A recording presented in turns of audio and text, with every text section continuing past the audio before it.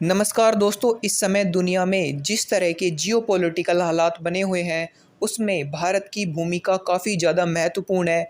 इसी बीच अज़रबैजान ने एक बार फिर आर्मेनिया की ज़मीन पर कब्ज़ा करना शुरू कर दिया है और अज़रबैजान के रक्षा मंत्रालय ने इस बात की पुष्टि कर दी है कि हमारे 73 सोल्जर्स मारे गए हैं और हमने आर्मेनिया के 120 सैनिकों को मार गिराया है। इस घटना के बाद हालात काफ़ी ज़्यादा नाजुक हो चुके हैं और अब पूरी दुनिया की नज़र भारत पर थी कि भारत इस घटना पर क्या बोलेगा, क्योंकि जब जब ऐसी बड़ी घटनाएं होती हैं तो भारत एक बड़ा रोल प्ले करता है। पर जब आर्मेनिया और अज़रबैजान के बीच युद्ध हुआ था तो रूस ने मध्यस्थता करके इसे रुकवा दिया था, लेकिन तब तक आर्मेनिया अपनी काफ़ी बड़ी ज़मीन का हिस्सा युद्ध में गंवा चुका था और तब भारत ने इस पर कोई बड़ा स्टैंड नहीं लिया था। लेकिन इस बार भारत का रुख काफ़ी ज़्यादा सख्त है।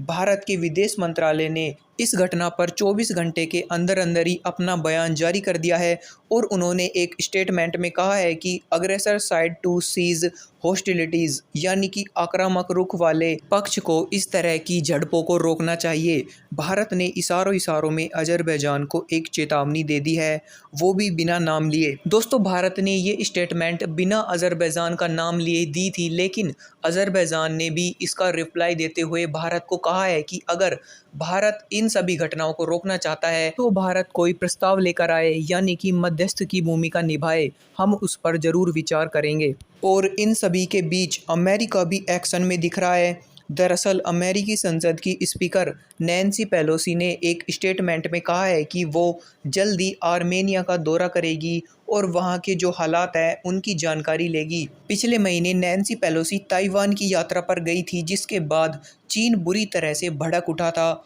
और पेलोसी आर्मेनिया का दौरा करने वाली है।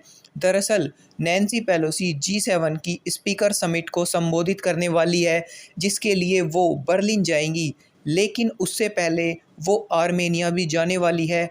पिछली बार 2020 में जब आर्मेनिया और अज़रबैजान के बीच युद्ध हुआ था तो उसमें लगभग 7,000 से भी ज़्यादा लोग मारे गए थे। अब एक बार फिर से वही हालात बन रहे हैं, लेकिन इस बार अमेरिका और भारत दोनों ही पिछली बार से ज़्यादा एक्टिव दिख रहे हैं।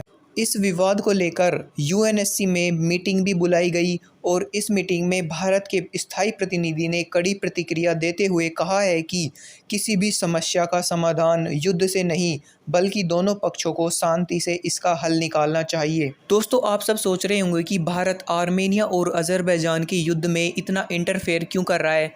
तो दोस्तों, इसका जवाब है कि भारत रसिया के साथ अपना एक इकोनॉमिक कॉरिडोर बनाने वाला है, जो कि ईरान से होते हुए अज़रबैजान से रसिया तक जाने वाला था। लेकिन जब से अज़रबैजान तुर्की और पाकिस्तान का सपोर्ट करने लगा है तो भारत ने अपने इस प्लान में थोड़ा बदलाव कर दिया है और अब ये इकोनॉमिक कॉरिडोर अज़रबैजान से नहीं बल्कि आर्मेनिया से होते हुए रसिया तक जाएगा।